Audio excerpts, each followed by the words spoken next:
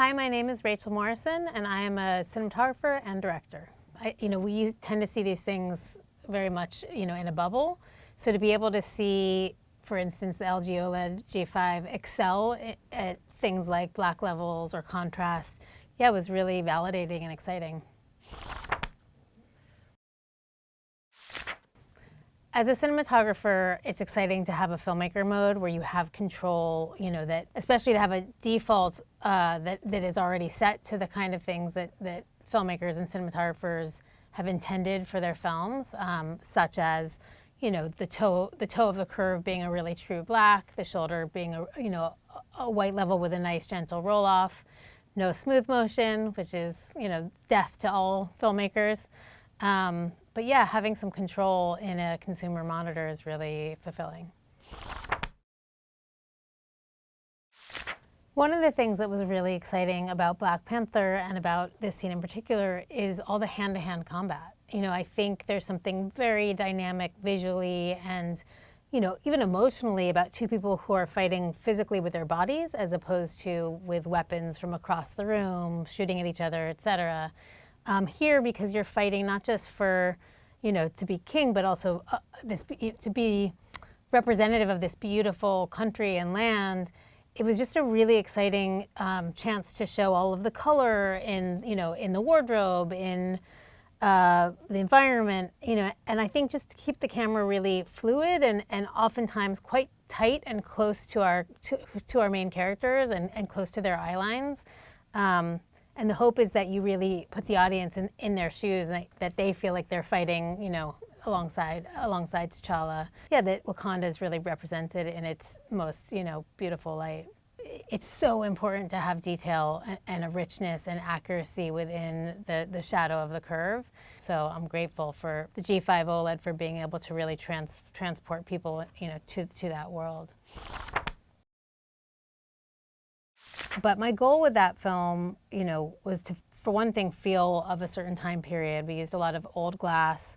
I really wanted to feel like we shot on film. We tested film, and actually that was another thing that was really, I took very, as a compliment, was a lot of people thought we shot on film. We tested on film, and then we couldn't afford in the end to shoot on film, but we ended up, being able to sort of match our LUT, our camera LUT, our digital LUT to the film, and then adding grain on top. Yeah, and my hope was that it, really felt like of a period and kind of old glass. And at the same time, again, it's like the heart of it is still the emotionality and the stories and kind of a level of subjectivity that I'm really proud of. It's not just the magic hour scenes. If there's a single film as a whole that I'm very grateful for the brighter viewing quality and deeper, richer blacks of the G5 OLED, it's Mudbound. And the thing about it is that we were being really ballsy, for lack of a better word, or we took a lot of chances at the toe of the curve. We really wanted a lower level of light across the board. And what I experienced is that in projection, because we actually had a small theatrical release before we went to Netflix, when the bulbs weren't bright enough in the theaters, I felt like a complete failure. Like you need a certain level of brightness for the rich blacks and the detail, again, at the toe of the curve to really shine. So this film in particular, like I hope everybody gets to see it on a OLED G5.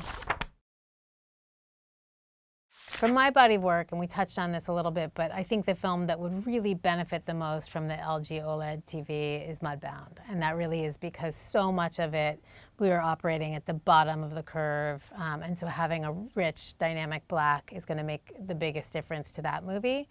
I think as far as other films that I've really enjoyed that I would love to see on the LG OLED screen, there's so many. City of Lost Children, the Jeunet and Corot film, which is also, I think, it's in the tunnels. It's this fantastical underground world and also plays a lot, over the course of a night. Wong Kar-wai, kind of anything that he's done, but probably like some of his earlier collaborations with Chris Doyle, like Chungking Express is one of my favorites, but also In the Mood for Love, I think would really sing on an LG OLED G5. I'd be curious to see a black and white film, like maybe Night of the Hunter.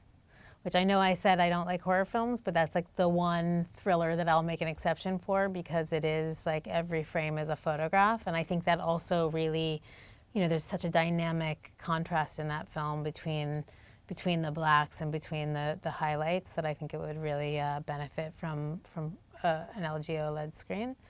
Maybe City of God, just because it's such a great film, and there's a dynamic energy to it.